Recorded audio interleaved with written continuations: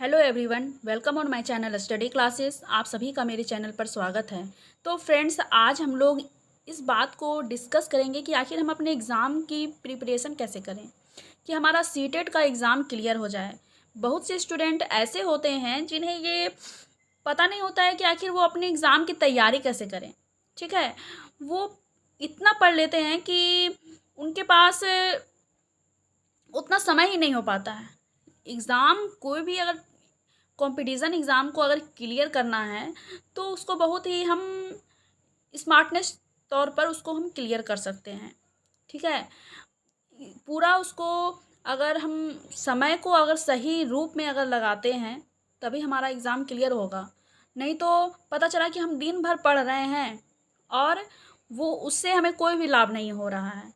तो सिर्फ पढ़ना ही मायने नहीं होता है, बल्कि मायने ये भी रखता है कि आखिर हम पढ़ क्या रहे हैं। ठीक है, तो इन सारी बातों के बारे में हम आज डिस्कस करेंगे। तो फ्रेंड्स, जैसा कि आप सभी जानते हैं, सीटेट के एग्ज़ाम में 2 पेपर होते हैं। एक तो होता है इसमें पेपर 1, ठीक है, जिसमें कि इसमें 5 सब्जेक्ट से पूछे जाते हैं क्वेश्चंस। और एक होता है पेपर 2, ठीक है, और एक होता है पेपर 2। पेपर 1 में सीडीपी से 30 मार्क्स के क्वेश्चंस आते हैं, हिंदी से आते हैं, फिर इंग्लिश से आते हैं, फिर ईवीएस, इसके बाद इसमें है मैथ। ठीक है, तो ये 5 सब्जेक्ट्स जो हैं, जो पेपर 1 में क्वेश्चंस इनसे आते हैं, ये टोटल 150 नंबर के होते हैं। इसमें कि आपको सीटेट के एग्ज़ाम में नेगेटिव मार्किंग नहीं है। ये सबसे अच्छी बात है कि इसमें नेगेटिव मार्किंग नहीं है। अगर आपने गलत क्वेश्चन भी किया है तो आपके नंबर नहीं कटेंगे। अगर आप तुक्का भी लगाते हैं, बाई लक अगर सही हो गया तो वो और भी अच्छा है, आपको नंबर मिल गया। इसमें क्या होता है कि इसमें 15 नंबर जो है वो पेडागोजी से आता है और 15 नंबर कंटेंट से आता है। तो फ्रेंड्स, हिंदी में क्या है कि हिंदी में 15 नंबर आपको हिंदी पेडागोजी से क्वेश्चंस आएंगे और 15 नंबर आपका गद्यांश, पद्यांश और हिंदी व्याकरण से करीब 2-3 नंबर के क्वेश्चंस आ जाएंगे। तो आपको हिंदी ग्रामर अलग से पढ़ने की आवश्यकता नहीं है, क्योंकि अभी तक आपने जितनी पढ़ाई की है तो इतना आपको हिंदी ग्रामर, हिंदी व्याकरण तो आता ही होगा कि आप 2 से 3 नंबर आराम से ले जाएं। और इसमें जो गद्यांश और पद्यांश से क्वेश्चंस पूछे जाते हैं वो रिपीट तो होते नहीं हैं, हमेशा वो चेंज होते हैं एग्ज़ाम में। तो उसको पढ़ना है और उसके क्वेश्चंस को सॉल्व करना है, वो भी आप आसानी से कर लेंगे। और इंग्लिश पेडागोजी में भी यही है कि इसमें इंग्लिश पेडागोजी से क्या है कि इसमें 15 नंबर का क्वेश्चंस पूछा जाता है और उसके बाद इसमें पैसेज रहते हैं। पैसेज को आपको पढ़ना है, उसके क्वेश्चंस को क्लियर करना है। और इंग्लिश ग्रामर से करीब 2 से 3 नंबर के क्वेश्चंस आते हैं। तो इसलिए आप इन दोनों सब्जेक्ट का, हिंदी और इंग्लिश का, आप ग्रामर को पढ़कर अपना समय को बिल्कुल भी बर्बाद ना करें, क्योंकि इसमें जो मोस्ट इम्पॉर्टेंट है वो है पेडागोजी। ठीक है, आप पेडागोजी पर ज़्यादा फोकस करें। और इस वैसे भी इसमें पैसेज आएगा इंग्लिश में और हिंदी में गद्यांश और पद्यांश रहेंगे, तो उनको आप आसानी से पढ़कर आप सॉल्व कर लेंगे। और इसके बाद रहा सीडीपी, तो आप सीडीपी को अच्छे से क्लियर करें, क्योंकि ये ऐसा सब्जेक्ट है जिसको आप अगर बेहतर तरीके से समझ सकते हैं तो इसमें 30 में से 30 नंबर आप आसानी से ला सकते हैं।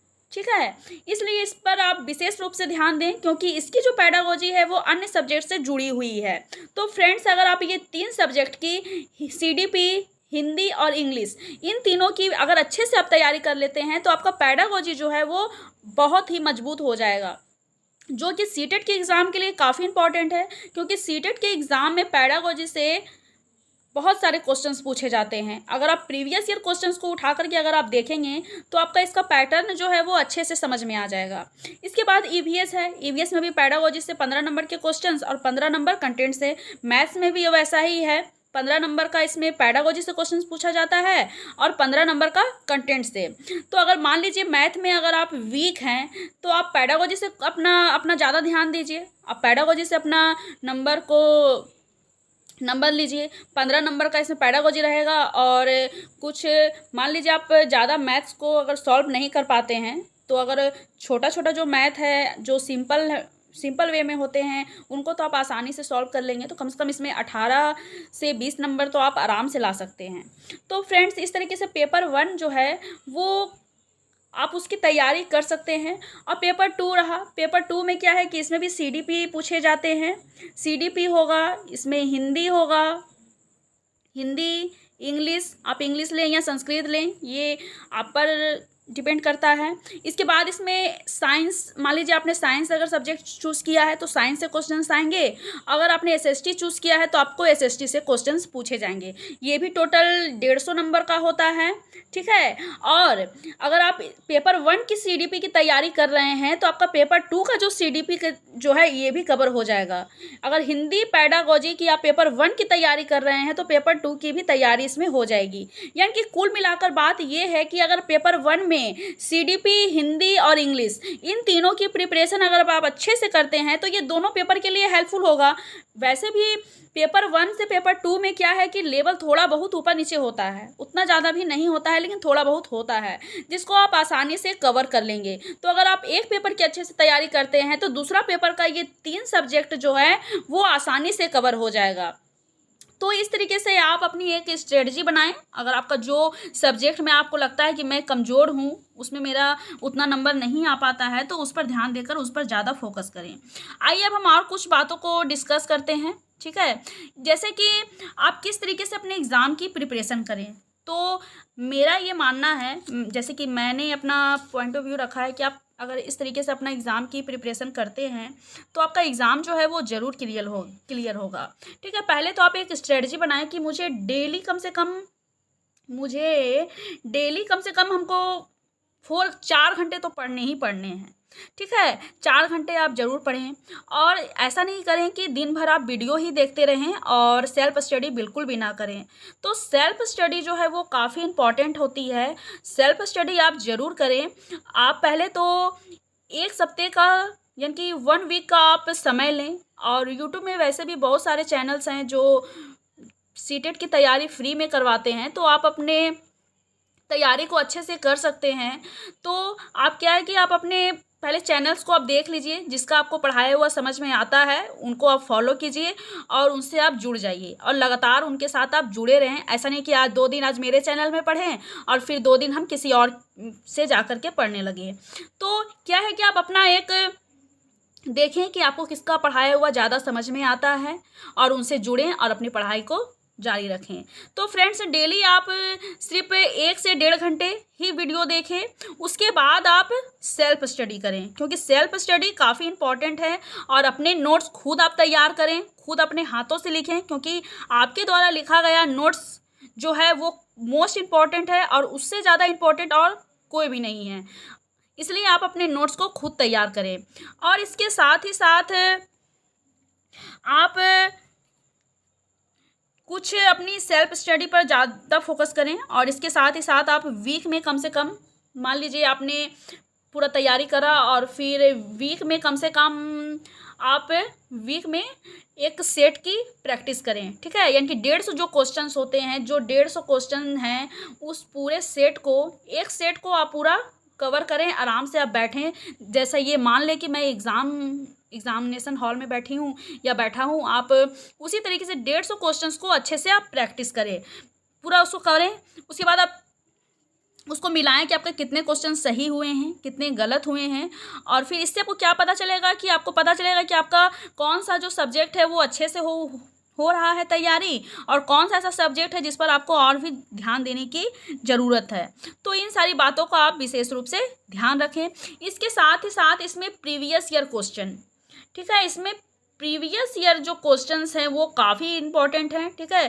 प्रीवियस ईयर क्वेश्चंस को आप बिल्कुल भी स्किप ना करें, क्योंकि प्रीवियस ईयर क्वेश्चन से ही आपको पता चलेगा कि एग्ज़ाम का पैटर्न क्या है और क्वेश्चंस किस तरीके से पूछे जाते हैं। और प्रीवियस ईयर क्वेश्चन अक्सर एग्ज़ाम में रिपीट भी होते हैं। तो प्रीवियस ईयर क्वेश्चन कम से कम आप 5 ईयर्स के, ठीक है, 5 ईयर्स के प्रीवियस ईयर क्वेश्चन को आप ज़रूर सॉल्व करें, और ये आपके लिए काफ़ी इंपॉर्टेंट होगा। और इसके साथ ही साथ अगर आप किसी चैनल से जुड़े हुए हैं तो आप लगातार क्वेश्चंस की प्रैक्टिस करते रहें। क्वेश्चंस की प्रैक्टिस करने से क्या होगा कि आपका जो कॉन्सेप्ट है वो धीरे धीरे क्लियर होता जाएगा और आपकी पढ़ाई भी जारी रहेगी।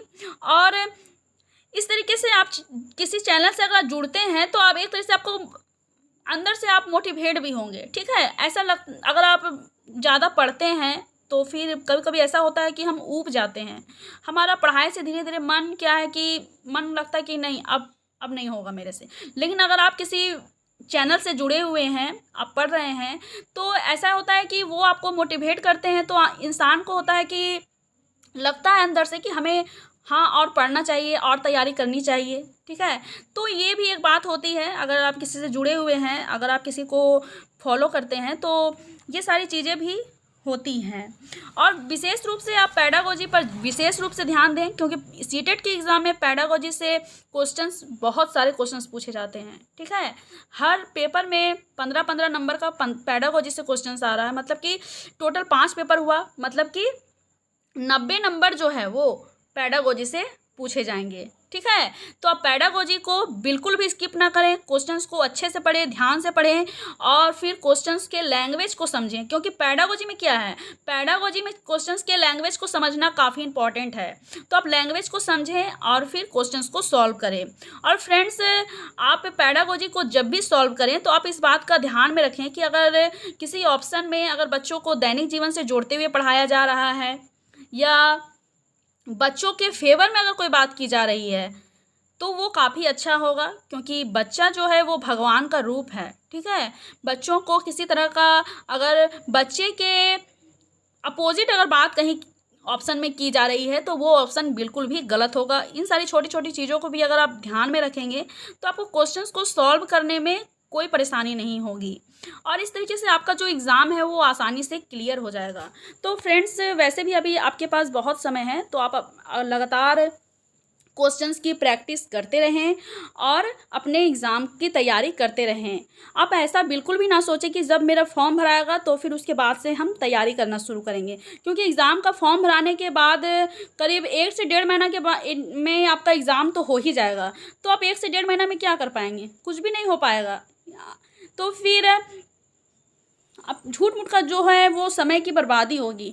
तो अपने समय को आप बिल्कुल भी बर्बाद ना करें, अपने समय को सही चीज़ में उपयोग करें, क्योंकि समय जो है वो एक बार अगर चली गई तो फिर सिर्फ आप अफसोस कर पाएंगे, लेकिन कुछ भी कर नहीं पाएंगे। तो इसलिए अपने समय का सदुपयोग करें, और क्या पढ़ना है और कैसे पढ़ना है और कितना पढ़ना है, इस चीज़ पर बिल्कुल फोकस करें। आप अपना डेली रूटीन तैयार करें कि मुझे आज 2 सब्जेक्ट को पढ़ना है, फिर अगले दिन हम 2 सब्जेक्ट को पढ़ेंगे। आपकी जैसी, सबका जो पढ़ने का जो पावर होता है वो अलग अलग होता है, आप उसी के अनुसार अपना जो रूटीन है उसको सेट करें, और बीच बीच में ब्रेक ले लेकर पढ़ें, क्योंकि आप लगातार अगर पढ़ते हैं तो आपका माइंड भी जो होता है ना, वो कहीं ना कहीं ऊबने लगता है। ठीक है, उसके मन में जो रुचि जो होती है वो धीरे धीरे ख़त्म होने लगती है। तो इसलिए आप ब्रेक ले लेके पढ़ें, 1 घंटा पढ़ें, फिर थोड़ा ब्रेक लें आधा घंटा का, आपको जो मन है वो करें, जिस चीज़ में आपको खुशी मिलती है वो कार्य को आप करें, फिर आप पढ़ने के लिए बैठें। ठीक है, तो इस तरीके से आप ब्रेक ले लेके अगर पढ़ेंगे तो आपका जो पढ़ाई जो है वो बेहतर तरीके से होगा, और चीज़ें भी आपको बेहतर तरीके से समझ में आएंगी। ठीक है, तो इस तरीके से आप एक स्ट्रेटजी बनाइए और अपने एग्ज़ाम की तैयारी करिए, और 6 महीना आप अच्छे मन से लगा कर पढ़िए। ठीक है, आप अच्छे से पढ़िए, आपका सीटेट का एग्ज़ाम ज़रूर क्लियर होगा। यानी कि सीटेट के एग्ज़ाम में इसमें देखते हैं कि बहुत सारे स्टूडेंट हैं जो फेल कर जाते हैं। पढ़ते तो वो बहुत हैं, दिन भर पढ़ते रहते हैं, लेकिन उनको पता ही नहीं होता है कि आखिर पढ़ना कैसे है। ठीक है, क्या पढ़ना है, कितना पढ़ना है, पूरा लंबा चौड़ा किताब को लेकर बैठे रहना ये भी तो सही नहीं है, बल्कि हम किस तरीके से स्मार्टनेस से हम पढ़ सकते हैं। ठीक है, चीज़ों को छोटे रूप में कर कर अगर पढ़ेंगे तो फिर आप एग्ज़ाम को क्लियर कर पाएंगे। तो इन सारी बातों का विशेष रूप से ध्यान रखें, अपनी क्षमता के अनुसार अपना रूटीन तैयार करें और उसको पढ़ें। ऐसा नहीं कि आप अपनी क्षमता के अनुसार कह दिया तो आप 1 ही घंटा पढ़ें कि बस हम 1 ही घंटा करेंगे, तो ऐसा भी नहीं है। कम से कम 4 घंटा आपको समय निकालना ही निकालना है, और अपने एग्ज़ाम की आप प्रॉपर तैयारी करें पूरी ईमानदारी के साथ। ऐसा नहीं कि हम सिर्फ बुक लेकर के बैठे हैं और बीच में मोबाइल चला रहे हैं। जब आप पढ़ने के लिए बैठे हैं तो अपने मोबाइल को स्विच ऑफ कर दें या साइलेंट कर दें, कि 1 घंटा जब तक मेरा एक पेपर कंप्लीट नहीं होगा तब तक हम मोबाइल नहीं छुएंगे। ठीक है, क्योंकि मोबाइल भी जो है वो दिमाग को डिस्ट्रैक्ट करती है। आप कुछ देखने लगेंगे, थोड़ा फेसबुक ऑन कर लिया, थोड़ा व्हाट्सएप ऑन कर लिया, दिमाग क्या है कि वो कहीं न कहीं बढ़ जाता है हमारा। तो इन सारी चीज़ों को भी आप ध्यान में रखें। जब आप पढ़ाई करने के लिए बैठें तो मोबाइल से अपने आप को दूर रखें और पहले आप अपना पढ़ाई पूरा करिए, उसके बाद मोबाइल थोड़ा देख लीजिए। तो इन सारी चीज़ों का आप ध्यान रखें और इस तरीके से आप अपने एग्ज़ाम की अगर तैयारी करते हैं तो आई होप आपका एग्ज़ाम ज़रूर क्लियर होगा। तो फ्रेंड्स, अभी समय है, आप अपने समय का लाभ उठाइए, ठीक है? और अपने एग्ज़ाम की तैयारी करिए। आई होप आपको ये सेशन अच्छा लगा होगा। अगर ये सेशन अच्छा लगा हो तो आप इसको लाइक करें एंड अगर आप मेरे चैनल पर नए हैं तो मेरे चैनल को सब्सक्राइब करें। आज के लिए बस इतना ही। Thank you.